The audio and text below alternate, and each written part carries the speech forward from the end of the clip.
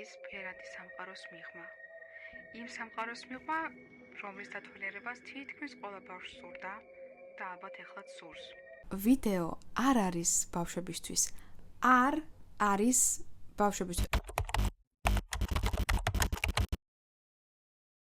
ატრაქციონის სახელად America Sings შეიწირა 18 წლის გოგონას სიცოცხლე, რადგან არ იყო ტექნიკურად გამართული, რის შედეგადაც სცენა, რომელიც რეალებდა მაშინ, როცა გოგონას ჰქონდა გამოსვლა, უნდა შესულიყო კულისებში და გოგონა სამწუხაროდ კულისების კედლებსა და სცენის შორის მოყვა.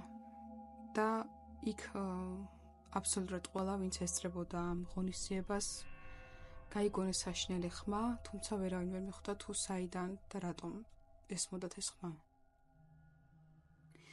სამწუხაროდ ის გოგონა გარდაიცვალა. სამწუხაროდ მისი გარდაცვალების შემდეგ მიიღეს უსაფრთხოების საჭირო ზონები. უბრალოდ ისტორიის შემოვიფარგლები და არ გაჩვენებთ იმ საზარელ ვიდეოს.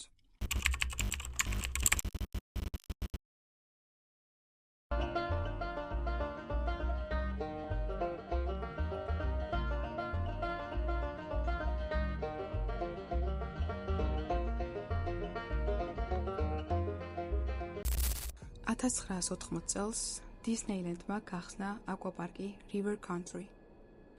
River Country იყო ერთ-ერთი ყველაზე პოპულარული აკვაპარკი იმ პერიოდში და ეს აკვაპარკი ესაზღვრებოდა მდინარეს. ასევე ამ მდინარიდან წყალი შემოდიოდა აკვაპარკის ტერიტორიაზე. რამოდენიმე შემთხვევა დაფიქსირდა მოწამვლის, თუმცა ამას ყურადღება არ მიაქციეს, რადგან ძალიან დიდი თანხები დახარჯა Disney-მ ამ აკვაპარკის აშენებაში. ყურადღება არ მიაქციეს ბავშვების მოწამვლას.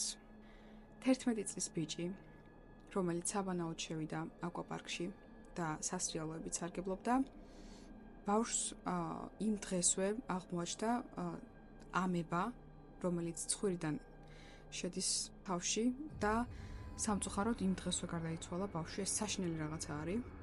ჩვენც უნდა ვერიდოთ ამ ბაქტერიას, მაშინ სანამ გადავწყვეტ ტბაში ჩახტომას ან მდინარეში ბანაობას, მდინარეში სხვათა შორის ხშირი არის. მაშინ როცა წყალი არის დაბინძურებული, ამიტომ უფრთხილდით საკუთარ თავებს. ამ ბავშვის გარდაცვალებამ ეს პარკი არ შეაჩერა. და ისევ აგრძელებდნენ მუშაობას და როგორც ვიცი, სხვა წყაროები, რომელიც არაოფიციალური წყარო, ამბობს, რომ მეორე ბავშვის დაიღუპა ზუსტად იგივე ამებით, ანუ ამებამ ბაქტერიამ მოახდინა ეს ყველაფერი და საბოლოოდ მეორე ბავშვის გარდაცვალების შემდეგ დახურეს ეს აკვაპარკი და ეხლა არის მიტოვებული.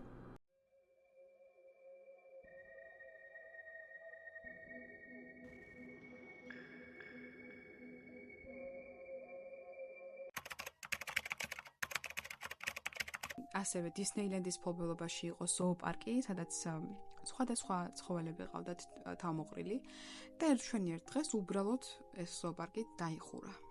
მიატოვეს, რახან ზოოპარკს შევეხე, აღნიშნა Disneyland-ის საქციელს რა ჩაიდინეს ცხოველების წინააღმდეგ. მე ვფიქრობდი, რომ სწორედ Disney-ის მულტფილმებმა შემოყვარა ცხოველები, ტომი ჯერი რო ავიღოთ, კატების სიყვარული, თაგვების, ვირთხების სიყვარული რო ადამიანს გაუჩნდა, შეაყვარეს ამითი ცხოველი. ამას რომ თავი დავანებოთ, Disneyland-მა გადაიღო ფილმი დოკუმენტური White Wildness და ფილმში ნაჩვენებია ლემინგები. პატარა საყვარელი ცხოველები, რომლებიც კლდიდან ვარდებიან და ხტებიან წყალში. თითქოს ეს მათი გადარჩენის რაღაც პრინციპი იყო, თუ ეს ბუნებრივად აკეთებდნენ ეს პატარა საყვარელი არსებები ამას. თუმცა იქ გადაღებაზე დამსწრე საზოგადოებამ აღნიშნა ერთ-ერთმა ჯგუფის წევრმა გაამხილეს ხედმა და თქვა, რომ ამ ლემინგებს ყუთიდან ხელში აყავდათო და ძალით ყრიდნენ კლდეშიო. ლემინგებს არ შეუძლიათ მსგავსი რაღაცის გაკეთება, რომ კლდიდან გადავარდეს და მერე წყალში ჩავარდეს და იმ წყალში იცოცხლოს, ანუ ვერ ცოცხლობს კვდება. ყველა დაიღუპაო. ყველაო. და ეს ხელს უშვებდნენ და აგდებდნენ კლდიდან, ჩემი თვალით დავინახეო და მას მერე წამოვიდა ის გოგო Disney-ის სამუშაო გარემო დატოვა. საბედნიეროდ. ხო და წარმოიდგინეთ ახლა ეს ყველაფერი გააკეთეს კადრის გამო გააკეთეს აი ეს რაღაც საშინელება. თითქოს ეს ცხოველი ესე გადაირჩენს თავს. აქვე მინდა ერთი თემა ჩავამატო, ალბათ დაგაინტერესებთ. თუ ხართ დაკვირვებული, აბსოლუტურად ყველა დისნეის გმირს დედა ან გარდაცვლილი ყავს, ან უკვდება, ან დედინაცვალი ზრდის. ეს ყველაფერი გამოწვეულია იქიდან, რომ თავად უოლტ დისნეის გარდაეცვალა დედა. გაზის გამათობლები მაშინ ახალ გამოგონილი იყო, ეს ბინებში რო აკეთებდნენ და მან გაზით გაიგუდა სამწუხაროდ და ისე გარდაიცვალა ეს ქალი. მას შემდეგ არის უმეტესობა შინაარსი დაწერილი, თითქოს ყველა პერსონაჟს დედა არ ყავს ან ზრდის დედინაცვალი. ეს ისე პატარა ესეთი ჩანართი გავაკეთე, ვისაც გაინტერესებს, შეიძლება საინტერესო იყოს თქვენთვის ეს, ხო? შემდეგი ბნელი მხარე, რომელზეც მინდა ვისაუბრო, ეს არის Haunted Mansion, Disneyland-ის ერთ-ერთი ატრაქციონი, სადაც შედიხართ და აი როგორც საშიში ოთახია, Disneyland-ში თუ ხართ ნამყოფი, აი საშიში ოთახში რო ვიღაცები გაშინებენ, რაღაც ესეთი მანეკენები როა, რაღაც მოჩვენებები ვითო რაღაცა. მსგავს ატრაქციონზე კამერებმაც დააფიქსირეს და თავად მომუშავე პერსონალი ამბობს, რომ ნამდვილად არიან შიგნით მოჩვენებები და ნამდვილად ხდება პარანორმალური მოვლენები, რადგან კამერას აქვს დაფიქსირებული რამოდენიმეჯერ გამორთული ატრაქციონი, ანუ ელექტროობა არ მიეწოდებოდა და მაინც ექანებოდა. და სხვადასხვა რაღაც ისეთი დეტალები, რაც კამერას აქვს დაფიქსირებული.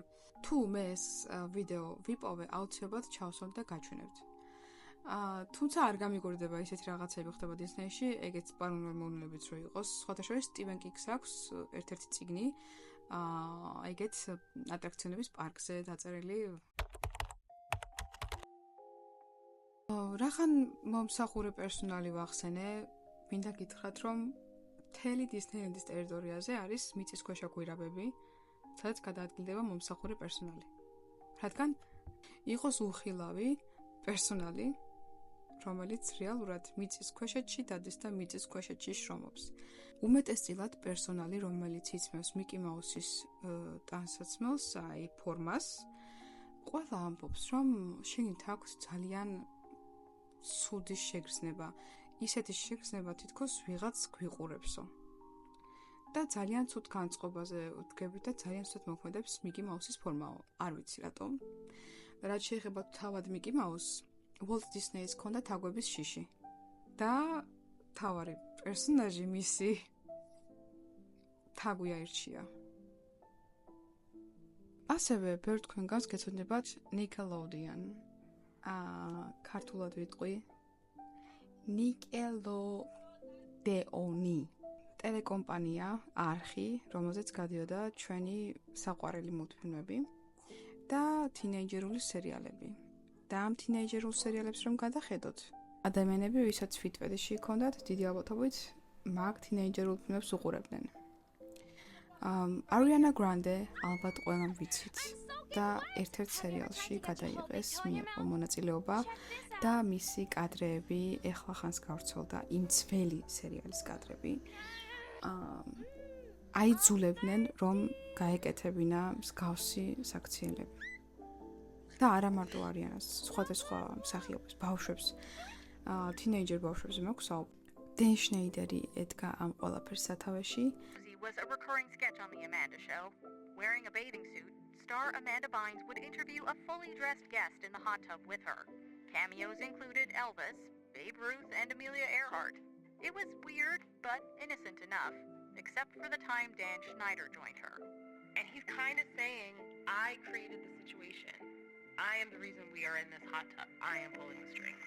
Like the other guests, Schneider was fully clothed, making the idea of him hot tubbing with an underage girl a little less icky.